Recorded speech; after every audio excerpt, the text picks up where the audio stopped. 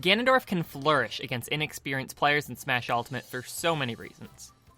However, there's some very easy counterplay to a move that many beginners may not know about, and that is Ganondorf's Side B or Flame Choke.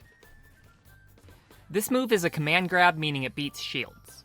So if you're getting a little too shield happy, the Ganondorf may come in Side B. It sends you straight into the ground, which you can then tech.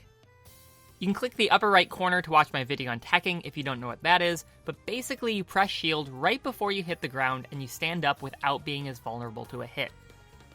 If you don't press shield at the right time, commonly referred to as missing the tech, the Ganondorf is able to hit you with a down tilt. This can kill around 120% or so.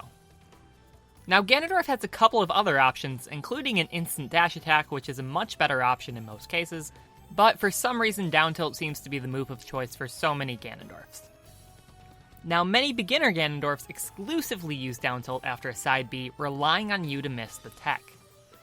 The timing is a little tricky, but you have 8 frames to input the tech at the right time. Here is a visual of the timing. The start of the teching window actually depends on the size of your character. From my testing, large characters can tech 6 frames after the hand explodes, medium characters 7, and small characters 8. You then have that frame and the next 7 frames to input the tech.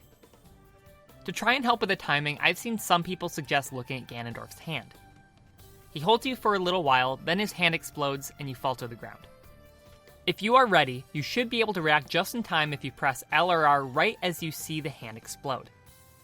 But the problem is, with the reaction time combined with input lag, it puts you towards the end of the teching window, even with good reaction time.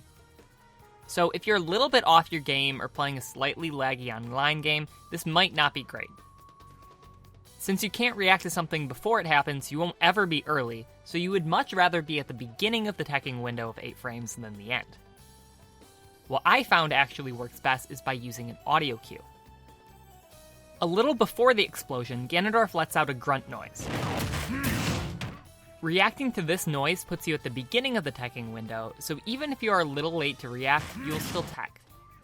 But that's just what works best for me. Maybe you have better reaction time and you're too early from this audio cue, so maybe the hand explosion would be better. Play around with it and find what works best for you, though. Since the game doesn't let you know if you are early or late, it may be hard to tell how you're messing up.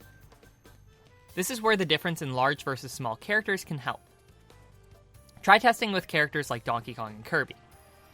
If you're more consistent with teching with Donkey Kong, that means you're teching too early. If you're more consistent with characters like Kirby, that means you're teching too late. It may be tricky at first, but you should get consistent with time, and you probably won't even need to rely on any cues after a while. Okay, so now you figured out the timing. What's next? Well, when you tech, you have 3 options. Tech in place, tech roll left, and tech roll right. You can input the left or right roll by having the direction selected on the analog stick. Teching in place will still get hit by down tilt, so you do not want to do that if you suspect your opponent will down tilt.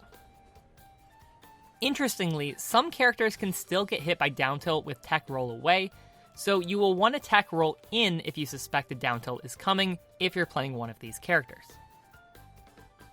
Now, Ganondorf has ways to beat out every option, but they aren't reactable, so it's basically a guessing game of rock, paper, scissors. You want to try and stay as unpredictable as possible, but the Ganondorf may still guess right and you may get hit hard. And sometimes the obvious option isn't the best option.